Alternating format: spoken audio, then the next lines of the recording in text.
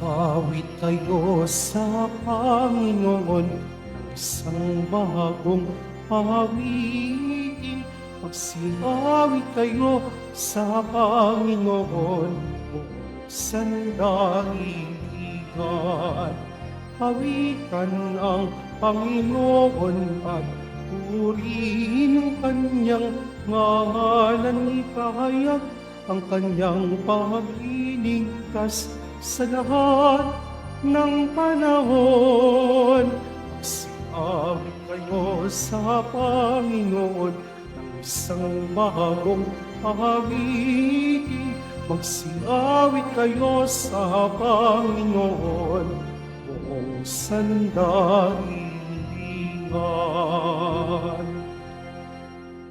Sa ngalan ng Ama at ng Anak at ng Espiritu Santo, Amen. sumainyo ang Panginoon. At sumairi. Mga kapatid kay Kristo at mga kadiboto, sa araw na ito ay ating ipinagdiriwang si Santa Agata.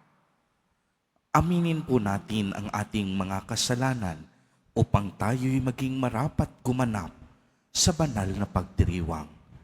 Inaamin ko sa makapangyarihang Diyos At sa inyo, mga kapatid, na lubha akong nagkasala sa isip, sa salita, sa gawa, at sa aking pagkukulang. Kaya isinasamo ko sa mahal na Birheng Maria, sa lahat ng mga anghel at mga banal, at sa inyo, mga kapatid, na ako'y ipanalangin sa Panginoong ating Diyos. Kaawaan tayo ng makapangyarihang Diyos.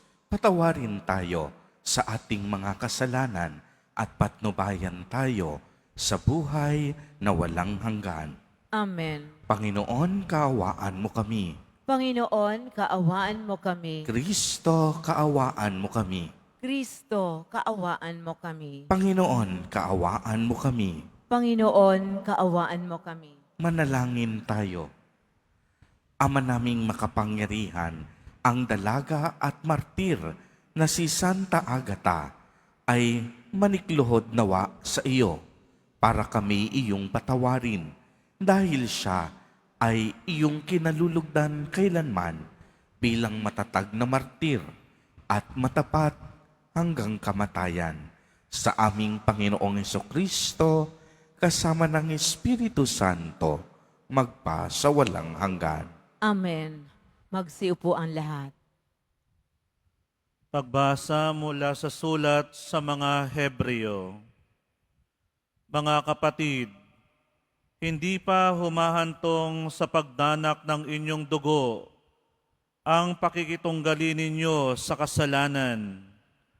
Nalimutan na ba ninyo ang pangaral ng Diyos sa inyo bilang mga anak niya, mga salitang nagpapalakas ng loob ninyo? Anak, huwag kang magwalang bahala kapag itinutuwid ka ng Panginoon. At huwag panghinaan ng loob kapag ikaw ay pinarurusahan niya. Sapagkat pinarurusahan ng Panginoon ang mga iniibig niya at pinapalo ang itinuturing niyang anak.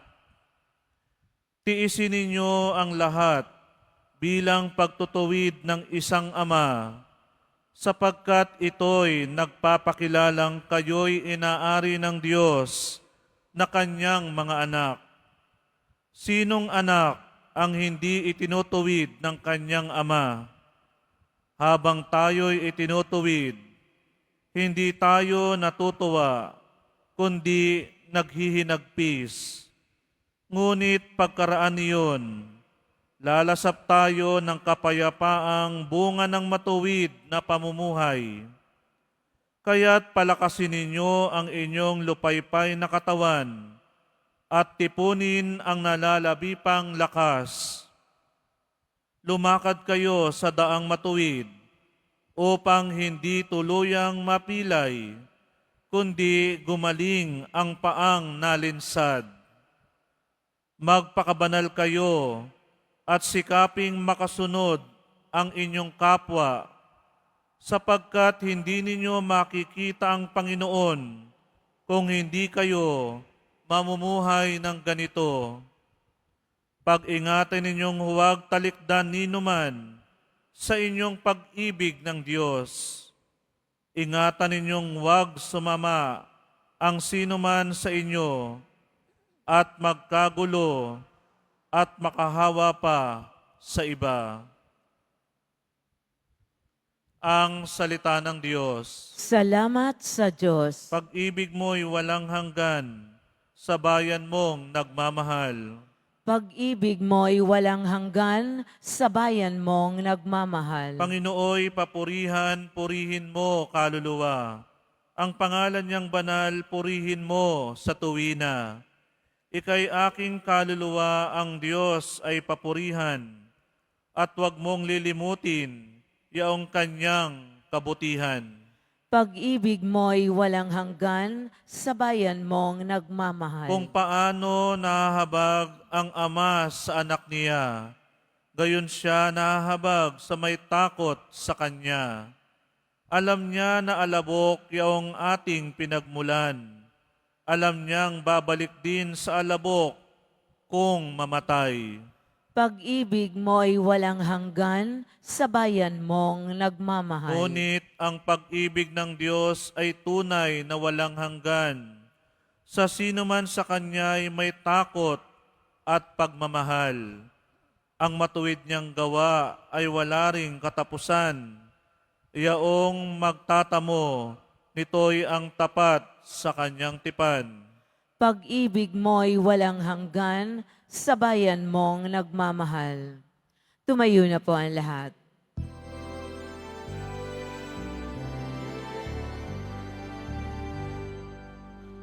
Hallelujah, Hallelujah, Hallelujah, Hallelujah.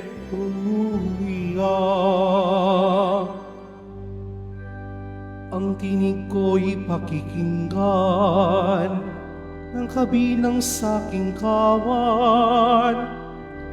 Ako'y kanilang susundan. Hallelujah, Hallelujah, Hallelujah, Hallelujah.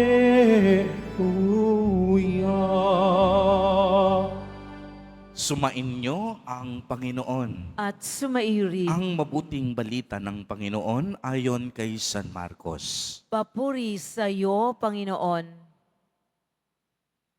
Noong panahong iyon, si Jesus ay nagtungo sa sariling bayan, kasama ang kaniyang mga alagad. Pagdating ng araw ng pamamahinga, nagturo siya sa sinagoga. Nagtaka ang maraming nakarinig sa kaniya at nagtanong, saan niya nakuha ang lahat ng iyan? Anong karunungan itong ipinagkaloob sa kaniya? Paano siya nakagawa ng mga kababalaghan? Hindi ba ito ang karpinterong anak ni Maria at kapatid nina Santiago at Jose, Judas at Simon? Dito nakatira ang kaniyang mga kapatid na babae, hindi ba? At siya'y ayaw nilang kilalanin. Kaya't sinabi ni Jesus sa kanila, ang propeta'y iginagalang ng lahat, liban lamang ng kaniyang mga kababayan, mga kamag-anak at mga kasambahay. Hindi siya nakagawa ng anumang kababalaghan doon, maliban sa pagpatong ng kaniyang kamay sa ilang may sakit upang pagalingin ang mga ito. Nagtaka siya sapagkat hindi sila sumasampalataya. At nilibot ni Jesus ang mga nayon sa paligid upang magturo. Ang mabuting balita ng Panginoon. Pinupuri ka namin, Panginoong Heso Kristo. Magsiupo muna po ang lahat. Magandang umaga po sa inyong lahat, mga kapatid kay Kristo. Sa lahat po ng ating mga taga-subaybay, sa iba't ibang online platforms, at sa lahat ng ating mga kadiboto, sa iba't ibang panig ng Pilipinas, at maging sa buong mundo, kung saan tayo ay naaabot ngayon ng ating live streaming. Mapayapang umaga din po sa inyong lahat. Purihin at dakilain natin ang ating Panginoon, ang mahal na poong Jesus Nazareno. Mga kapatid kay Kristo at mga kadiboto, malugod po namin kayong tinatanggap sa Basilica Minor at Pambansang Dambana ni Jesus Nazareno. Maliwanag pong narinig natin sa ating ebanghelyo sa araw na ito na si Jesus Nazareno ay bumalik sa kanyang sariling bayan, ang bayan ng Nazareth, upang mangaral ng mabuting balita, at doon ay nagturo siya sa kaniyang mga kababayan. Marami sa taong bayan ang talaga namang namangha at nabigla. Pero kung inyong mapapansin, marami din sa kanila ang tila bagay hindi makapaniwala at lubos na namangha. Sila ay nagtatanong kung ang ating mahal na poong Jesus Nazareno ba ay talaga bang propeta. Hindi sila makapaniwala sapagkat siya ay anak ng isang karpintero na mula sa Galilea, anak ni San Jose. Para sa ating Nuestro Padre, ito ay isang malungkot na karanasan dahil hindi siya tinanggap ng kaniyang sarili mismong bayan. Pero alam po ninyo, mas madodoble ang sakit na ito dahil sa mga susunod pang mga araw sa buhay ni Jesus Nazareno. Mararanasan niya ang pangungutya mula sa mga taong ito at siya'y magpapakasakit at ipapako sa krus. Kaya nga ang itinuturo sa atin sa ating ebanghelyo sa araw na ito ay may tatlong mahalagang punto. Unang-una, huwag tayong mabuhay sa sinasabi ng ibang tao. Mabuhay tayo sa salita ng Diyos. Uulitin ko po, huwag po tayong mabubuhay sa mga sinasabi o pambabatikos ng ibang tao. Mabuhay po tayo sa salita ng Diyos. Kung ang salita ng ating kapwa ang ating pagbabasihan, kadalasan masasaktan ang ating mga damdamin. Mawawalan tayo ng gana at pag-asa. At minsan, ang mga pananalita nila, hinahatak tayo pababa. Subalit, kung ang pakikinggan natin ay ang tinig at salita ng Diyos, tiyak yon, hindi tayo maliligaw, hindi tayo masasaktan.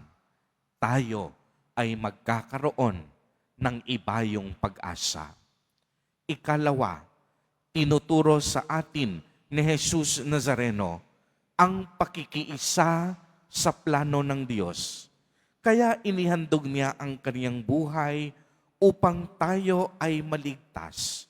Si Jesus Nazareno, bagamat hindi tinanggap ng sarili niyang bayan, hindi siya huminto sa kaniyang planong pangkaligtasan. Nagpatuloy pa rin siya sa kaniyang pangangaral. At anong sinabi sa Ebanghelyo? Patuloy niyang ipinatong ang kaniyang mga kamay sa mga may taong may sakit at sa mga taong sa kanya ay sumasampalataya.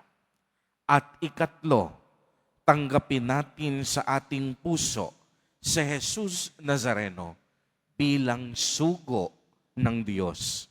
Kaya nga kung inyong mapapansin, sinabi din sa Ebanghelyo na si Jesus Nazareno hindi masyadong gumawa ng himalat kababalaghan sa sarili niya mismong bayan.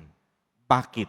Sapagkat kulang na kulang ang kanilang pananampalataya. Si Jesus Nazareno, ipadadama niya ang kaniyang awat pagmamahal sa mga taong sa kaniya ay may pananampalataya at pagtitiwala. Mga kapatid kay Kristo at mga kadiboto, lagi nating tatandaan tatlong mahalagang bagay. Huwag tayong mabuhay sa sinasabi ng ibang tao. Mabuhay tayo sa salita ng Diyos. Ikalawa, makiisa tayong lagi sa planong pangkaligtasan ng Diyos. At ikatlo, tanggapin natin si Jesus bilang ating Panginoon, dakilang manggagamot at sugo ng Diyos Ama. Amen. Purihin at dakilain natin ang ating Panginoon, ang mahal na poong Jesus Nazareno. Tumayo na po ang lahat.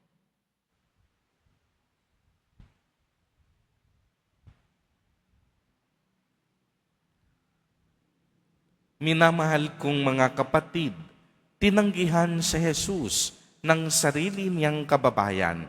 May pananalig nating tanggapin siya bilang ating Panginoon at tagapagligtas.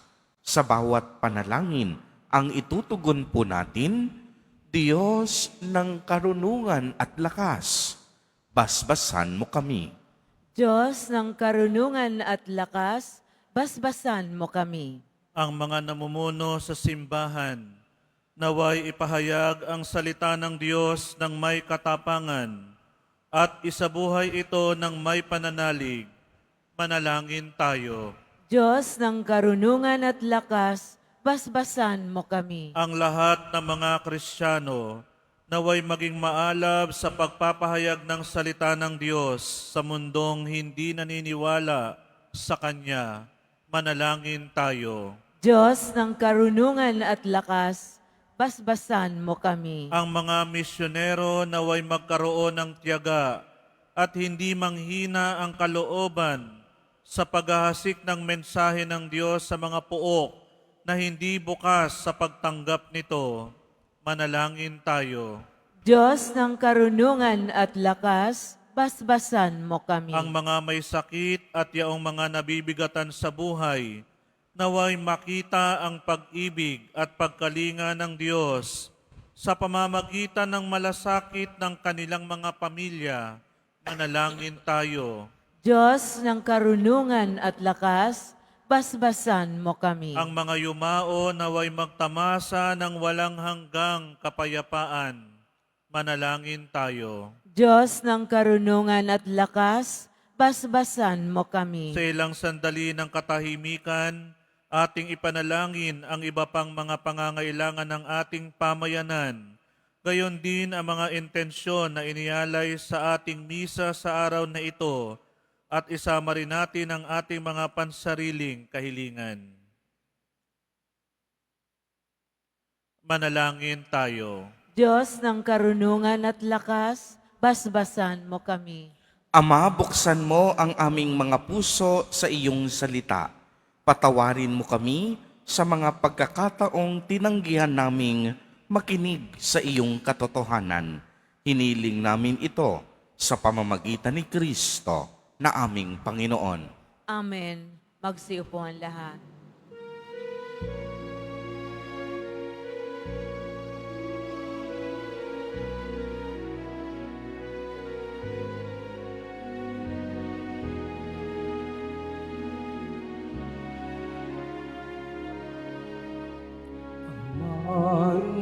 Maihandog sa'yo, Panginoon, ay tinapay at alak mula sa aming kamay. Sa iyong kabutihan. Aming ialay ang tinapay at alak sa gisag ng aming buhay. Tumayo po ang lahat. Manalangin kayo mga kapatid upang ang paghahain natin ay kalugdan ng Diyos amang makapangyarihan. Tanggapin nawa ng Panginoon itong paghahain sa iyong mga kamay sa kapurihan niya at karangalan, sa ating kapakinabangan at sa buong sambayanan niyang banal. Ama naming lumikha, pakabanalin mo at basbasan ang mga alay na nakahanda upang paalabin nito ang aming diwa sa ningas ng pag-ibig mo na nagdulot ng tagumpay sa pagpapakasakit ni Santa Agata sa pamamagitan ni Hesukristo, kasama ng Espiritu Santo, magpa sa walang hanggan. Amen. Sumainyo ang Panginoon. At sumairin. Itaas sa Diyos ang inyong puso at diwa. Itinaas na namin sa Panginoon. Pasalamatan natin ang Panginoong ating Diyos. Marapat na siya ay pasalamatan. Ama naming makapangyarihan, tunay ngang marapat na ikaw ay aming pasalamatan. Ngayong aming kagalakan na si Santa Agata ay parangalan, siya'y kapanalig namin na may paninindigan na ikaw ay ipahayag kahit siya'y mamatay, sapagkat minarapat mong kaniyang matularan ang iyong anak na naghain ng sariling buhay tulad ng naganap sa iyong anak. Ang dugo ng mga martir ay dumanak, hindi dahil sa katatagang likas, kung hindi dahil sa iyong bigay na lakas. Kaya kaisa ng mga anghel na nagsisiawit ng papuri sa iyo, nang walang humpay sa kalangitan, kami nagbubunyi sa iyong kadakilaan. Santo, Santo, Santo, Panginoong Diyos ng mga hukbo, napupuno ang langit at lupa ng kadakilaan mo, o sana sa kaitaasan. Pinagpala ang naparirito sa ngalan ng Panginoon, o sana sa kaitaasan. Magsilod ang lahat. Ama naming banal, ikaw ang bukal ng tanang kabanalan. Kaya't sa pamamagitan ng iyong Espiritu, ay gawin mo pong banal ang mga kaloob na ito upang para sa amin ay maging katawan at tugo ng aming Panginoong Hesukristo. Bago niya pinagtiis ang kusang loob na maging handog, hinawakan niya ang tinapay, pinasalamatan kaniya, pinagati-hati niya iyon, iniabot sa kaniyang mga alagad at sinabi, "Tanggapin ninyong lahat ito at kanin. Ito ang aking katawan na ihahandog para sa inyo."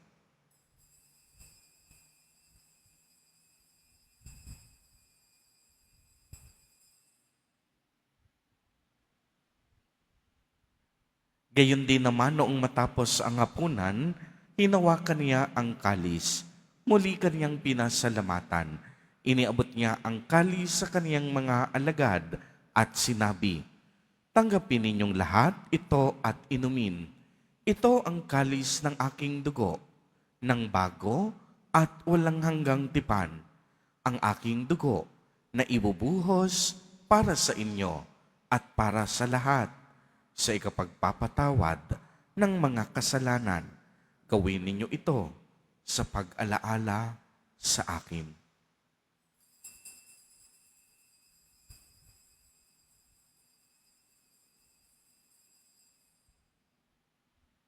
Tumayo na po ang lahat. Ang misteryo ng pananampalataya. Si Kristo'y namatay, si Kristo'y nabuhay, si Kristo'y babalik sa wakas ng panahon. Ama, ginagawa po namin ngayon ang pag-alaala sa pagkamatay at muling pagkabuhay ng iyong anak. Kaya't iniaalay namin sa iyo ang tinapay na nagbibigay buhay at ang kalis na nagkakaloob ng kaligtasan. Kami po'y nagpapasalamat dahil kami iyong minarapat na tumayo sa harap mo para maglingkod sa iyo. Isinasamo namin na kaming magsasalo-salo sa katawan at tugo ni Kristo ay mabuklod sa pagkakaisa sa pamamagitan ng Espiritu Santo. Ama, lingapin mo ang iyong simbahang laganap sa buong daigdig. Puspusin mo kami sa pag-ibig kay isa ni Francisco na aming Santo Papa at ni Jose na aming Obispo at ng Tanang Kaparian.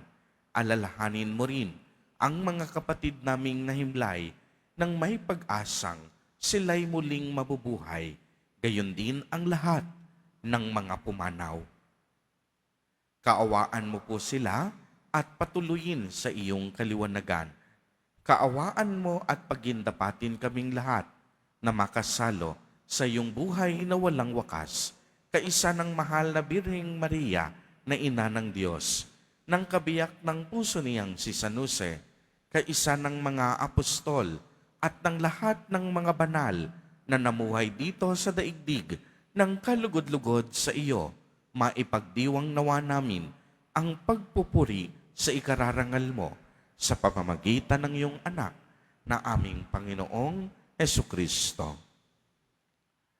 Sa pamamagitan ni Kristo, kasama niya at sa Kaniya, ang lahat ng parangal at papuri ay sa iyo, Diyos amang makapangyarihan, kasama ng Espiritu Santo, magpa sa walang hanggan. Amen. Sa tagubili ng mga nakagagaling na utos at turo ni Jesus na Panginoon natin na Diyos, ipahayag po natin ng lakas loob. Ama namin, sumasalangit ka. Sambahin ang ngalan mo, mapasa amin ang kaharian mo, sundin ang loob mo dito sa lupa para nang sa langit. Bigyan mo kami ngayon ng aming kakanin sa araw-araw at patawarin mo kami sa aming mga sala para ng pagpapatawad namin sa nagkakasala sa amin. At huwag mo kaming ipahintulot sa tukso at iadya mo kami sa lahat ng masama. Hinihiling po namin na kami iadya sa lahat ng masama, pagkalooban ng kapayapaan araw-araw, iligtas sa kasalanan at ilayo sa lahat ng kapahamakan, samantalang aming pinananabikan ang dakilang araw ng pagpapahayag ng tagapagligtas naming si Hesukristo. Sapagkat iyo ang kaharian at ang kapangyarihan at ang kapurihan magpakailanman. Amen. Panginoong Hesukristo, sinabi mo sa iyong mga apostol, kapayapaan ang iniiwan ko sa inyo. Ang aking kapayapaan ang ibinibigay ko sa inyo. Tungayan mo ang aming pananampalataya at huwag ang aming mga pagkakasala. Pagkalooban mo po kami ng kapayapaan at pagkakaisa ayon sa iyong kalooban, kasama ng Espiritu Santo, magpa sa walang hanggan. Amen. Ang kapayapaan ng Panginoon ay laging sumainyo. At sumairin. Magbigayan po tayo ng kapayapaan sa isa't isa.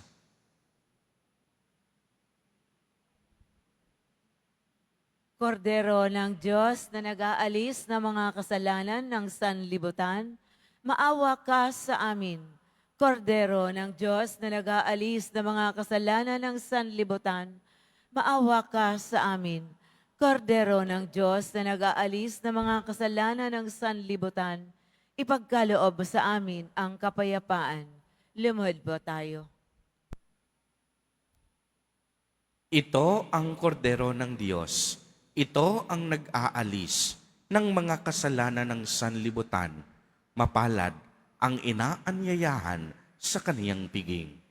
Panginoon, hindi ako karapat-dapat na magpatuloy sa iyo, ngunit sa isang salita mo lamang ay gagaling na ako.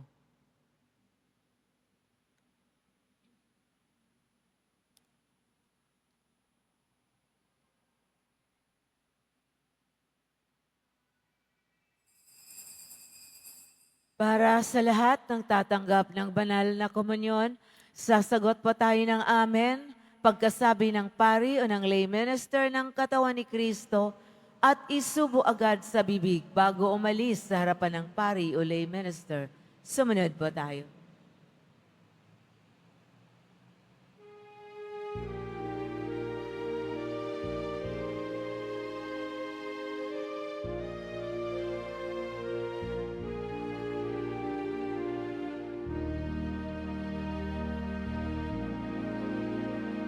Sa tuwing ika'y namamalas, O aking Jesus, pag-ibig ko sa'yo'y nagningas, diwa'y nabubuhayan, aking nababatid, pag-ibig mong lubos, pagtatangi mo sa akin bilang iyong kaibigan. Bagamat kapisan nito ay iyong panawagan, nalimutin ang sarili, buong nayang magdusa, yaring sakit, anong tamis o kaigaan, pagkat ito'y landas tungo sa iyong kaharian. O Jesus kong minamahal, pagkain ka't inumin ng napapagal, pagdurusaman ang iyong kalis, kapanatinihan may kubli. Ang aking nais, makapiling ka sa bawat sandali. Ang lahat po ay inaanyayahan, lalo na ang mga may sakit o may karamdaman, sa ating Healing Mass and Service bukas, February 6, 2025, Huwebes, sa ganap na ika-6 ng gabi. Makiisa po tayo. Mga kadeboto, mabibili pa rin po sa ating Parish Finance Office ang Nazareno Images, Nazareno Medallion, at ang Nazareno Novena and Prayer Booklet in English or Tagalog. Pagkatapos ng misa, wiwisikan po ang lahat ng banal na tubig. Pinakikiusapan ng lahat na manatili lamang muna sa inyong mga lugar. Sa Quezon Boulevard o sa Plaza San Juan lamang ang labasan ng lahat. Sumunod po tayo. Maraming salamat po sa inyong pagdalaw at pagsisimba sa Basilica Menor at Pambansang Dambana ni Jesus Nazareno. Tumayo na po ang lahat. Manalangin tayo. Ama naming mapagmahal, ang tinanggap naming banal na pakikinabang ay makapagdulot nawa sa amin ng katatagan na nagkaloob ng katapatan sa paglilingkod at tagumpay sa pagtitiis ng pagsubok sa iyong martir na si Santa Agata sa pamamagitan ni Jesucristo kasama ng Espiritu Santo magpa sa walang hanggan. Amen. Sumainyo ang Panginoon. At sumairin. Pagbabasbas, mahal na poong Hesus Nazareno, inihayag mo sa pamamagitan ng krus ang walang maliw na pag-ibig ng Diyos sa sangkatauhan. Pakinggan mo ang kahilingan, lalo na para sa nangangailangan ng iyong tulong at awa. Makamtanawa namin ang iyong kasagutan na may utang na loob na tinatanaw. Basbasan din po ninyo itong mga imahen, panyo at dasalan upang lalo kaming manalangin at magtiwala. Sa pamamagitan ng bendisyon na ito, naway lalo kaming maging mapaglingkod, masunurin at tapat sa iyo na aming maluwalhating Panginoon, magpa sa walang hanggan. Amen. At pagpalain po kayong lahat at ng inyong buong pamilya ng makapangyarihang Diyos, Ama, Anak, at Espiritu Santo. Amen. Humayo kayong taglay ang pag-ibig at kapayapaan ng Poong Hesus Nazareno. Salamat sa Diyos.